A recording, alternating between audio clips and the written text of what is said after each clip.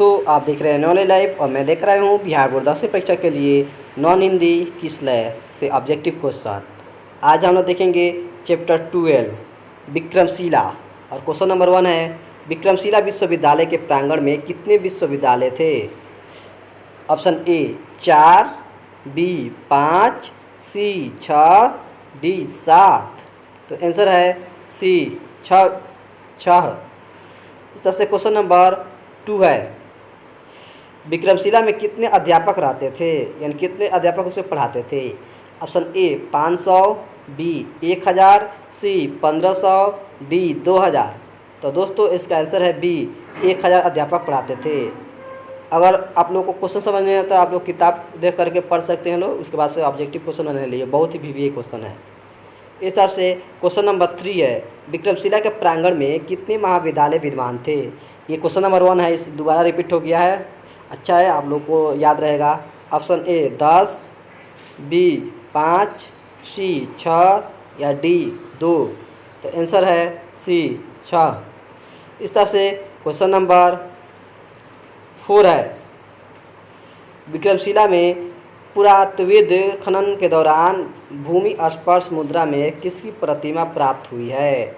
विक्रमशिला खुदाई में किसकी मूर्ति प्राप्त हुई है। ऑप्शन ए भगवान महावीर की, बी भगवान कृष्ण की, सी भगवान बुद्ध की या डी भगवान शंकर की। तो दोस्तों आंसर है सी भगवान बुद्ध की। इस तरह से क्वेश्चन नंबर 5 है आर्यभट्ट किस क्षेत्र में विश्व प्रसिद्ध है, यानी किस लिए जाना जाता है। ऑप्शन ए खगोल विद्या की वजह से, बी चिकित्सा, सी तंत्र विद्या या डी धर्म प्रचार। तो आंसर है ए खगोल विद्या। इस तरह से क्वेश्चन नंबर 6 है लामा संप्रदाय की शुरुआत किसने की। जैसे दलाई लामा भी है ना, कह रहा है वो संप्रदाय किसने शुरुआत किया था। Option A Aryabhatta, B Atish Dipankar, C Dharmapal या डी आचार्य शांति रक्षित। तो दोस्तों आंसर है बी अतीश दीपंकर। यह विक्रमशिला में पढ़े थे ना, और ये फेमस है दलाई संप्रदाय शुरुआत करने की वजह से। इस तरह से क्वेश्चन नंबर 7 आधुनिक भागलपुर जिला किस प्राचीन महाजनपद नाम से प्रचलित है। यानी आज का भागलपुर का पुराना नाम क्या था। तो दोस्तों 16 महाजनपद थे, उनमें से सबसे फेमस कौन था, मगध। मगर भागलपुर कहाँ है ये बताना है हमें। ऑप्शन ए अंग, बी मगध, सी काशी या डी वज्जी। तो आंसर है ए अंग महाजनपद को भागलपुर के नाम से जानते हैं आज। क्वेश्चन नंबर 8 विक्रमशिला का अभिभार्व किस राजवंश के काल में हुआ था, यानी विक्रमशिला किसने बनवाया था। ऑप्शन ए पाल वंश ने, बी मौर्य वंश ने, सी गुप्त वंश ने या डी मुगल वंश ने। आंसर है ए पाल वंश ने। क्वेश्चन नंबर 9 विक्रमशिला का विकास किस शताब्दी में हुआ। ऑप्शन ए 6वीं सदी, बी 7वीं सदी, सी 8वीं या डी 9वीं। तो आंसर है इसका सी 8वीं सदी में विक्रमशिला का विकास हुआ था, है ना। इस तरह से क्वेश्चन नंबर 10 विक्रमशिला विश्वविद्यालय का सर्वनाश कब हुआ, ये कब ख़त्म हो गया। ए 12वीं सदी में, बी 13वीं सदी, सी 11वीं सदी या डी 10वीं सदी। तो इसका आंसर है बी 13वीं सदी में। इस तरह से क्वेश्चन नंबर 11 है विक्रमशिला साहित्य की कौन सी विधा है।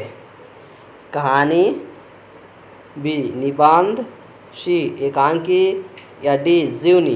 तो आंसर है बी ये एक निबंध है। क्वेश्चन नंबर 12 विक्रमशिला विश्वविद्यालय के प्रथम आचार्य कुलपति थे। ऑप्शन ए हरिभद्र, बी शांतिभद्र, सी अतीश दीपंकर या डी आर्यभट्ट। तो आंसर है इसका ए हरिभद्र। इस तरह से क्वेश्चन नंबर 13 है पुरातात्विक खनन में कितने फीट की भूमि स्पर्श मुद्रा में भगवान बुद्ध की प्रतिमा प्राप्त हुई है? Option A 3 feet, B 4 feet, C 5 feet या डी 4.5 फीट और डी 5 फीट। तो दोस्तों आंसर है सी 4.5 फीट। इस तरह से क्वेश्चन नंबर 14,